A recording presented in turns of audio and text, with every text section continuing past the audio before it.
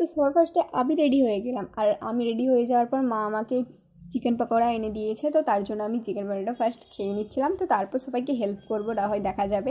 ফার্স্টে আমি রেডি হয়ে গেছিলাম, আর প্রায় সবার জন্যই এনে দিয়েছিল, তো ওরাও খাচ্ছিল। ললিতা রেডি হচ্ছে, মানে লুকটা ফাইনালি তোমাদেরকে দেখাবো, ফাইনাল লুকটা। এই যে আমাদের ফাইনাল লুক বউয়ের।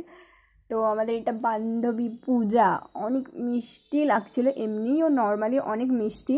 তো তারপর মেকআপ করার পর অনেক সুন্দর লাগছিলো, মানে চেনাই যাচ্ছিলো না একদম, নজর না লেগে যায় কারো। তো তারপর আমি নিজে রেডি হওয়ার পর আমার মাকে রেডি করে দিচ্ছিলাম। তো মা যেহেতু একটু মানে সাজতে টাজতে অতটাও জানে না, তো তার জন্য মাকে আমি একটু রেডি করে দিচ্ছিলাম। আর রেডি করতে করতে ওখানে গান বাজছিলো, তো তার শুনে শুনে আমি ডান্সও করছিলাম। তো আমাদের সবাই রেডি হওয়ার পর আমরা নিচে এসে দেখলাম যে বর মানে আসতে চলছে। তো তারপর আমরা কিছুক্ষণ এখানে ওয়েট করার পর বর এসেছিলো। তো বরের সাথে ব্যান্ডপার্টি এসেছিলো, আর আমরা তো অনেক এক্সাইটেড ডান্স করার জন্য, বাট ঠিকমতো ডান্স হচ্ছিলো না, কারণ ওখানে কেউ ডান্স তেমন করেনি, আমি আর টিনা ছাড়া। কারণ আমি আর টিনা যেখানে ডান্সের অভাব নেই সেখানে, ঠিক আছে। আমরা দুজনে এখানে মিনিমাম একটু কাঁপিয়ে দিয়েছিলাম। তো আমাদেরকে সবাই দেখছিল, যেহেতু ওখানে কেউ ডান্স করেনি, আমরা দুজনেই পাগল মতো ডান্স করতেছিলাম আর কি। ওই জন্য সবাই আমাদের দিকেই দেখতেছিল, ভালো মজা হচ্ছিলো অনেক।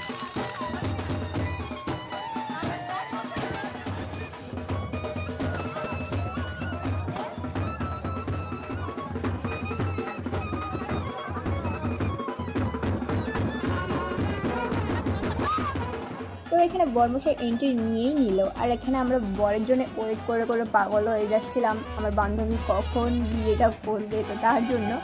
তো এখানটা আমরা দাঁড়িয়ে দেখছিলাম, আর ওখানে যাচ্ছিলো, ওখানে কারণ বরের বসার জায়গা ছিল। তো তারপর এখানে ভিউটা এত সুন্দর ছিল, এত সুন্দর ডেকোরেশনটা করেছিল, তো তার জন্য ভিডিও না করলে পারলাম না, ভিডিও করে নিই।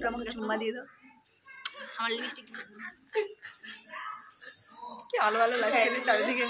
আমাদের কাকিমা আমাদের এখনো গার্ড দিয়ে বসে আছে।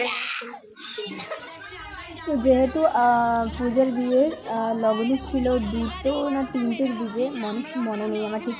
তো আমরা এখানে সবাই ওর সাথে বসেছিলাম, যেহেতু ও একা বসেছিল বলে, তো তার জন্য আমরা সবাই মিলে ওর কাছে বসেছিলাম। আর এখানে একটা পুচু বেবি আমাদের সাথে ছিল, অনেক সুন্দর, কারণ এটা পুরো সেম আমার বোনপুর মতো, ছোটো বোনপুর মতো দেখতে। তো তাই এত রাতে কার বিয়ে হয়, হ্যাঁ সবার তো ঘুমই পেয়ে যাচ্ছিলো, মানে বইয়েরও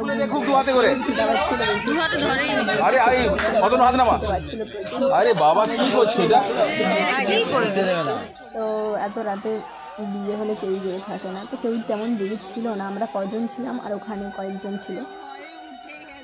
তারপর মালাবাদন হলো, বৃষ্টি হলো। তো মালাবদন আরও কিছু নিয়ম পালন করার পর তো শেষমেশ সিঁদুরদানটা হয়েই গেল।